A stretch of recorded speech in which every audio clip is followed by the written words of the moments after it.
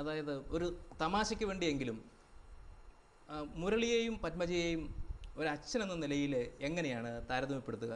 അവരെ രാഷ്ട്രീയ നേതാക്കൾ എന്നുള്ള നിലയിൽ എങ്ങനെ താരതമ്യപ്പെടുത്തുക? മക്കളെന്നുള്ള നിലയിൽ, അല്ലാതെ ഞാൻ മറ്റേ താരതമ്യപ്പെടുത്തിയിട്ടില്ല. മക്കളെന്നുള്ള നിലയിൽ മുരളിയും ആൺമകനും മൂത്ത മകനും, പത്മജ രണ്ടാമത്തെ മകൾ. ഈ ചോദ്യങ്ങൾക്ക് ഇങ്ങനെ ഈ മുനവെച്ച ഉത്തരം പറയാനുള്ള ആ ജീന് എവിടുന്നാണ് വരുന്നത്? അത് പിന്നെ അച്ഛൻ്റെയോ അമ്മയുടെയോ അങ്ങനെ ആരെങ്കിലും ഈ പരമ്പരയിലുണ്ടായിരുന്നു?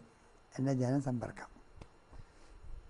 ചരിത്രം ഈ കെ കരുണാകരനെ എങ്ങനെ രേഖപ്പെടുത്തണം എന്നാണ് ആഗ്രഹിക്കുന്നത്?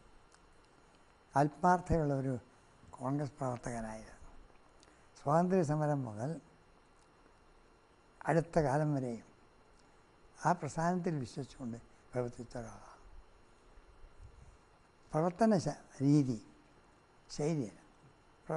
രീതി അദ്ദേഹത്തിൻ്റെ കണ്ട് പഠിക്കേണ്ട. ഇപ്പോൾ ചരിത്രം കെ കരുണാകരനെ നീതിപൂർവകമായി തന്നെ വിലയിരുത്തട്ടെ എന്ന് ആശംസിക്കുന്നു. വളരെ നന്ദി. അത് ചെയ്യാത്തവർ ചെയ്യുന്നത്